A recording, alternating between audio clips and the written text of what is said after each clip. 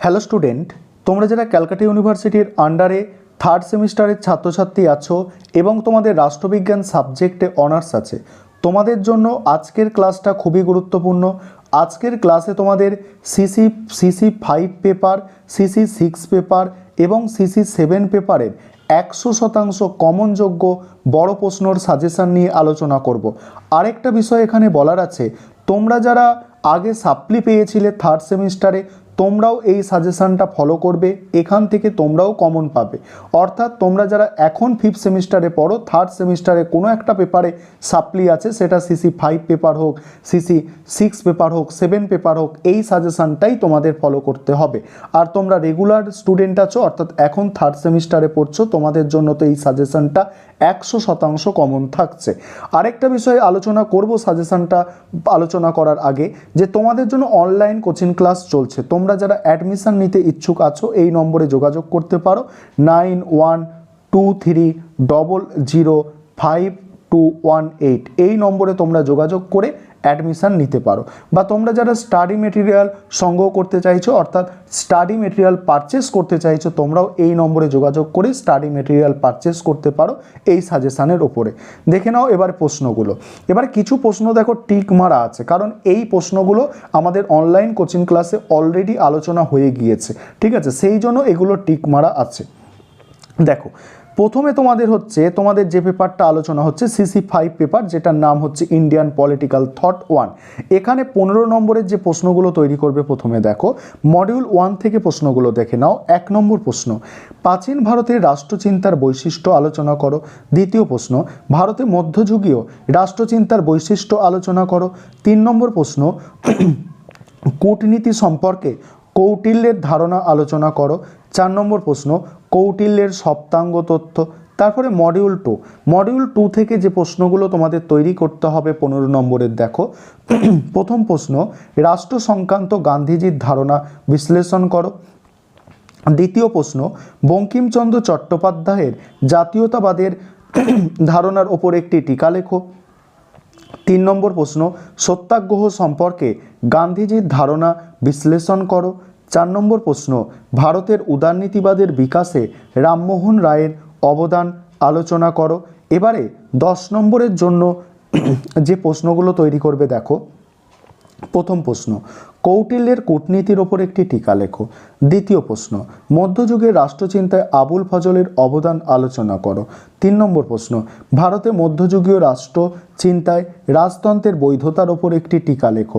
এটা টাকা নয়, টিকা হবে। তারপরে প্রাচীন ভারতের রাষ্ট্রচিন্তার বৈশিষ্ট্য। এবারে দেখো মডিউল 2 থেকে যেগুলো তোমাদের তৈরি করতে হবে দেখে নাও। প্রথম প্রশ্ন, রামমোহন রায়ের উদারনৈতিক ভাবনার বৈশিষ্ট্য লেখো। দ্বিতীয় প্রশ্ন, বিবেকানন্দের জাতীয়তাবাদের ভাবনার ওপর একটি টিকা লেখো। এটা টিকা হবে, টিকা লেখো। তারপরে সামাজিক ন্যায় প্রসঙ্গে রামমোহনের মতবাদ বিশ্লেষণ করো। 4 নম্বর প্রশ্ন, বঙ্কিমচন্দ্রের জাতীয়তাবাদের ধারণা আলোচনা করো। এবারে এক্সট্রা যেসব প্রশ্নগুলো তোমাদের তৈরি করতে হবে, দেখো এক্সট্রা প্রশ্ন। 1 নম্বর প্রশ্ন, জাতীয়তাবাদ প্রসঙ্গে বিবেকানন্দের ধারণা আলোচনা করো।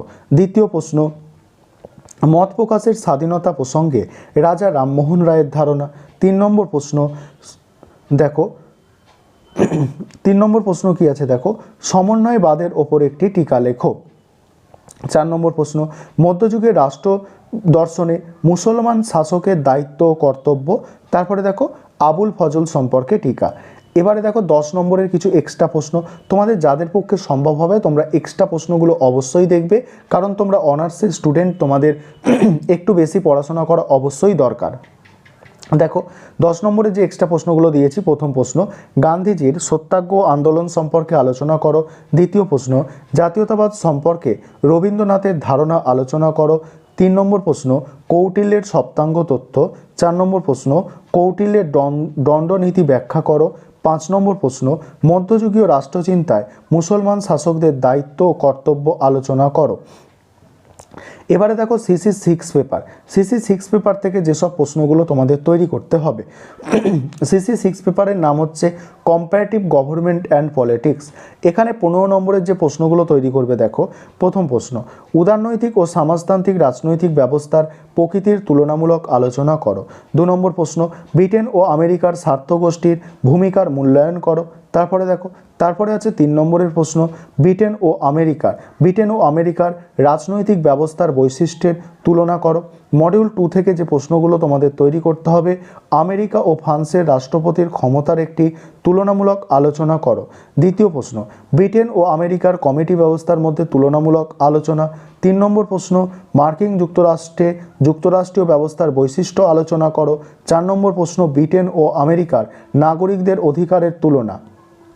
10 নম্বরের জন্য যে প্রশ্নগুলো তৈরি করবে দেখো, মডিউল 1 থেকে যে প্রশ্নগুলো তৈরি করতে হবে, তুলনামূলক রাজনীতি পাঠে কাঠামো কার্যগত দৃষ্টিভঙ্গি ব্যাখ্যা করো।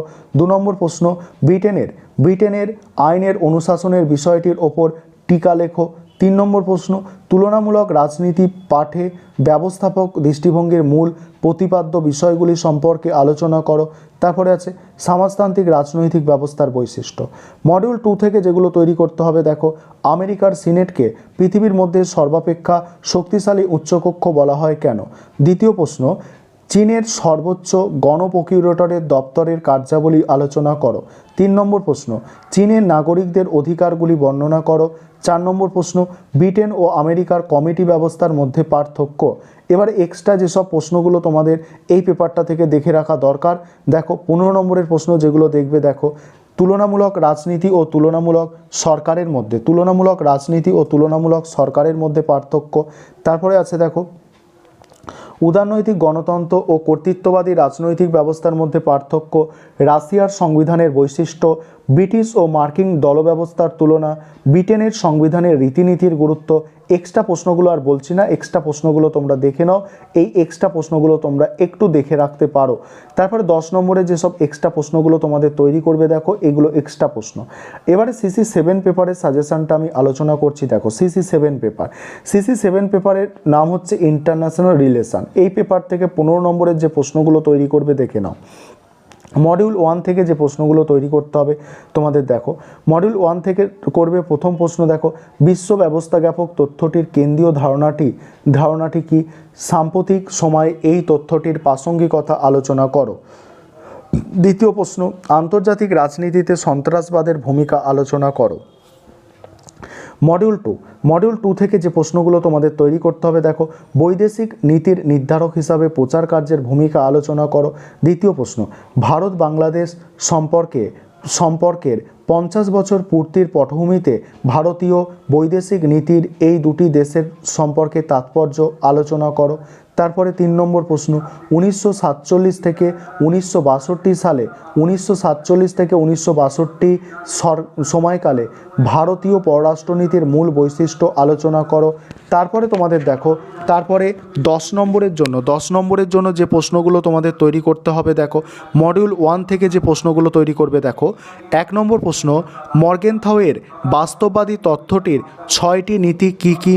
তারপরে দ্বিতীয় প্রশ্ন দেখো, আন্তর্জাতিক রাজনীতি চর্চায় পরিযায়ী বা অভিবাসন সমস্যার কেন্দ্রীয় ধারণাটি কি এবং এর বিভিন্ন ধরনগুলি কি কি।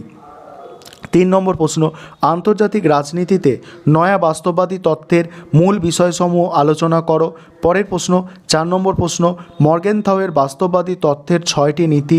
5 নম্বর প্রশ্ন, আন্তর্জাতিক রাজনীতিতে পরিযানের গুরুত্ব। মডিউল 2 থেকে যে প্রশ্নগুলো তৈরি করতে হবে দেখো, বৈদেশিক নীতির নির্ধারক হিসাবে ভূ রাজনীতির গুরুত্ব আলোচনা করো। দ্বিতীয় প্রশ্ন, ভারতের প্রতিবেশী নীতিতে ভারত চীন সম্পর্কের প্রভাব। তারপরে দেখো, বিদেশ নীতির নির্ধারক হিসাবে কূটনীতির গুরুত্ব। 4 নম্বর প্রশ্ন, চীন ভারতের বৈদেশিক সম্পর্কের সীমান্ত সমস্যা ও তার আলোচনা করো। তারপরে দেখো, তারপর 5 নম্বর প্রশ্ন আছে বৈদেশিক নীতির নির্ধারক হিসাবে সামরিক বাহিনীর গুরুত্ব। 6 নম্বর প্রশ্ন ভারত ও চীনের বৈদেশিক সম্পর্কের ক্ষেত্রে সমস্যা। এবার এক্সট্রা যেসব প্রশ্নগুলো তৈরি করবে দেখো, 15 নম্বরের জন্য যে প্রশ্নগুলো এক্সট্রা তৈরি করতে হবে দেখে নাও, আমি স্ক্রল করে যাচ্ছি, এগুলো আর পড়ে শোনাচ্ছি না। এবং 10 নম্বরের জন্য যে প্রশ্নগুলো এক্সট্রা তোমরা দেখে রাখতে পারো, CC7 পেপার থেকে দেখতে পারো, 4টে এক্সট্রা প্রশ্ন আছে। এই ছিল তোমাদের সম্পূর্ণ সাজেশান।